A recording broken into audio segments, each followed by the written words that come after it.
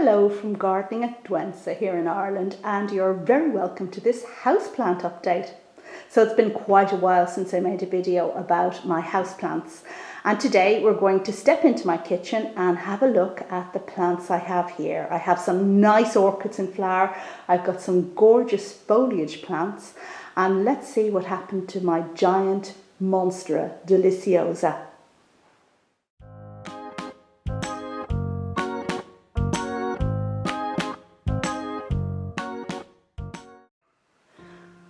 And what better place to start this houseplant tour than with this glorious noid hippeastrum that is now in full flower with 4 beautiful trumpet-like flowers. And it is surrounded by, again, a noid Phalaenopsis, which is the common moth orchid, but just goes on flowering for the very longest time. Now these things are enormous, you can see by my hand going in there, and just so glorious.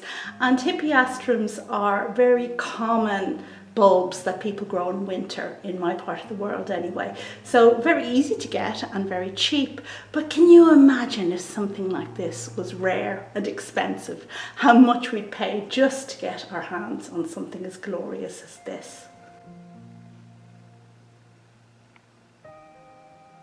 I just love the combination of white and green, and you can even see a little yellow ring around the edge of the green in this hippeastrum.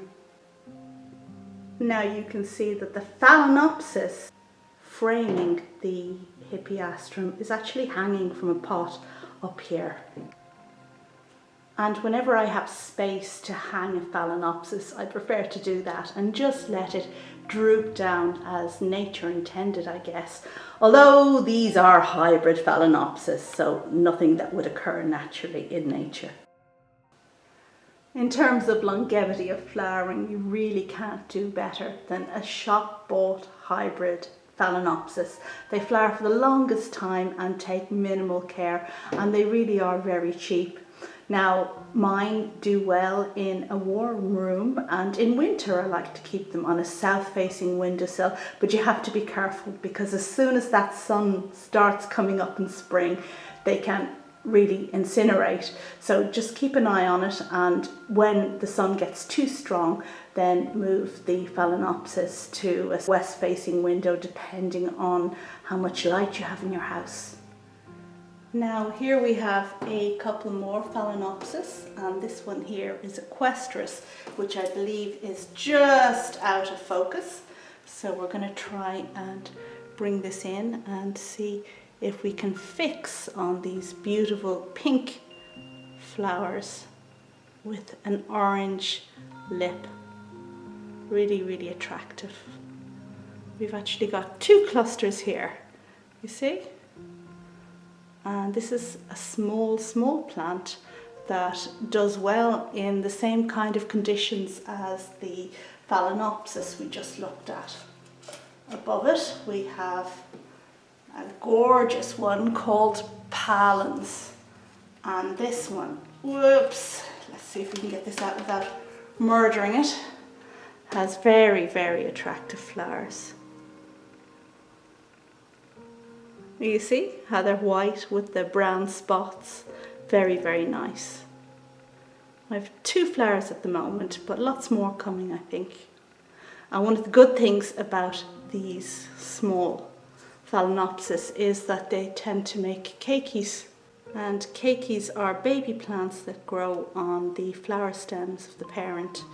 So there, I imagine that's going to be a keiki when it develops roots in time, and you can divide them, separate them when they're big enough, and then you'll have a baby plant, so that's always very nice. And just up from that Phalaenopsis we have a hybrid one. Now again, I think I'm going to have to lift this down to show you because we can't get the focus. And the final Phalaenopsis orchid I want to show you here is also a hybrid, a very nice little yellow one. So I think it's a miniature and it's doing really well. I've had this for such a very long time. Now it's just coming to the end of its flowering at the moment, but you can see what pretty flowers it has. And directly behind where I just placed the Phalaenopsis orchid, we have a Codex plant, a Sinningia. Now this one has very silver velvety leaves and a structure that sits proud of the soil. It started to wake up too late during the summer, so since it woke up so late I didn't want to keep it in the greenhouse over winter and force it into dormancy again, so I brought it indoors and it's leafing up nicely. Although of course it is completely out of whack with its normal cycle. Moving down from the Sinningia, we have Chirita. That Phalaenopsis really is in the way there. I'll just move it out and I'll just take out the Phalaenopsis so we can see the Sinningia. Now this is the one you saw me repot at Christmas in one of my Christmas vlog videos, and it has gone on to reward me with flowers. It had a lot more flowers just a little while ago, but they didn't want to wait until the video. But it's really one for its glorious, glorious leaves. Aren't they amazing? Really, really big.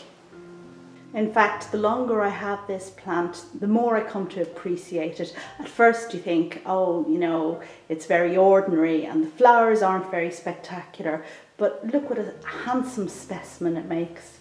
Okay, let's move down now to just directly below this Chirita to my Aloes. Now this trio was relatively recent to my collection. I got them at Christmas time, and I featured the buying and the unboxings in those Christmas vlogs I did, and they've gone on to do really well. Now I've watered them minimally, but Aloe Cleopatra, which is the one on the left there, has been watered a couple of times, and I think the other two maybe once. Don't like the soil the other two are potted in. It seems a little too moisture retentive for this kind of succulent plant, but I'll address that in spring. I really love this noid one, and the whiteness, the kind of white sheen off it, I think it's really attractive. But my family prefers the other noid one, this one here with the spots and the blotches. Anyway, they're both nice and I'm glad to have them both. And at the very bottom we have a Phalaenopsis, which is not flowering now but has really nice leaves. Okay, let's move to the central section. And I suppose what really jumps out here is Begonia sizemoreae. Now this is a beautiful, hairy species, variegated begonia. So these markings here, that's actually the variegation, and you can see how hairy these leaves are. Really, really nice plant. That has red stems too, so lots going on. And it's just finishing flowering. But as with most leaf begonias, the flowers really aren't anything to write home about. I just love the hairiness of the new growth. And here in the central section we have some Oncidium orchids and some small little stuff down front. And here we have my Oncidium Stirbic just coming into flower. Ooh. Well, I think this flowers twice a year. It really does go on, and I absolutely love those deep red colours. 2 spikes this time round. Actually, it's just lovely when the sun catches it from behind. A really lovely, lovely Oncidium that has done so well for me and is desperately overdue a repot. So I don't currently have any of the smaller orchid bark to repot this guy in. Yeah, I'm going to have to get myself some and repot it after it finishes flowering. And look at this gorgeous little bromelia beside it. I guess it's not really little, it's substantial at this stage, but it just looks gorgeous all the time. Stays like this. This one has never flowered for me, so I guess that's yet to come, but just looks wonderful 24/7. I just have to make sure that the central reserve is topped up with water. And it does seem a bit dry now.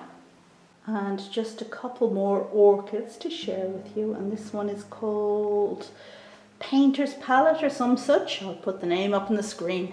There's a really glorious scent of this very easy Oncidium, or Colmanara technically.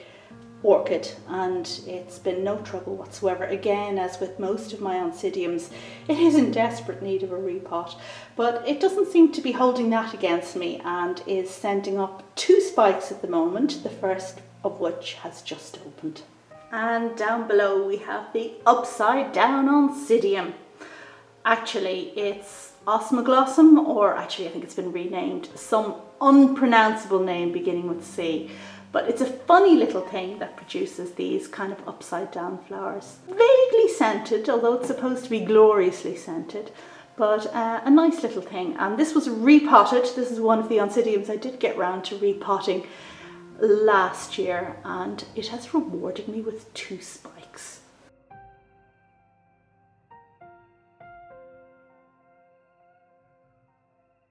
And this here is the Ludisia cutting that you saw me get earlier on last year, I suppose in spring. My gosh, how does time fly here in lockdown?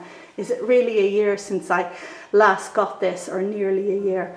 Anyway, it's doing really well and it's sending up new growths, and it seems to be no fuss. Hasn't flowered yet, but it's certainly well rooted at this stage.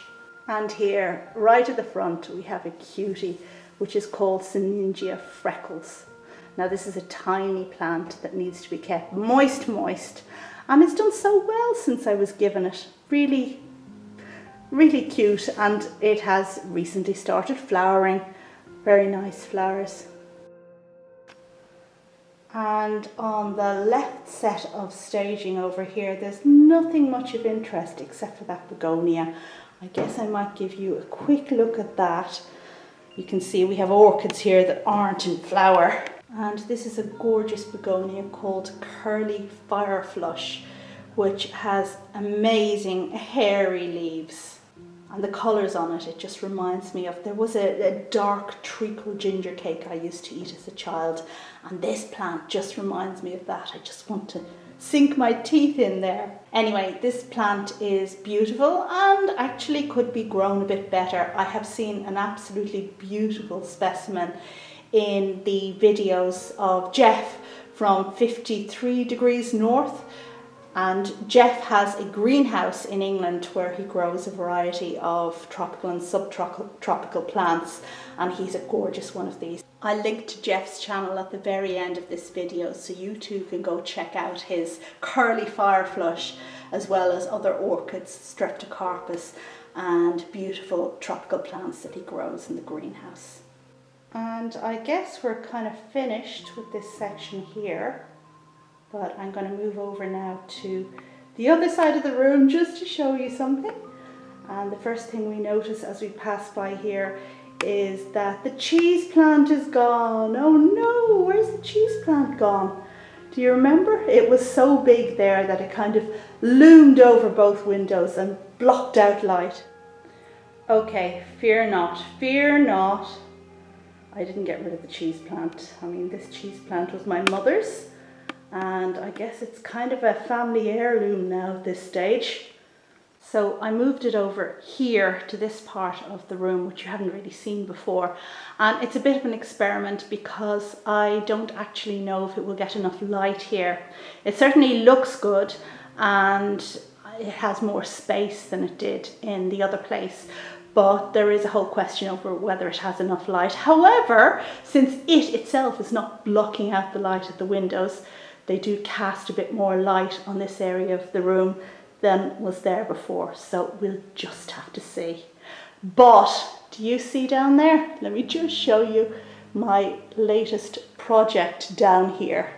Okay, so I've gone completely jigsaw mad at the moment in quarantine, in lockdown.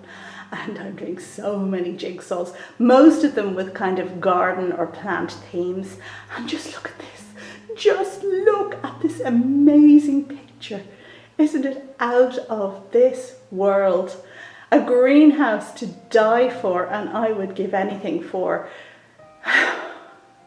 well, nearly anything, for a beautiful lean-to greenhouse like this at the side of the house.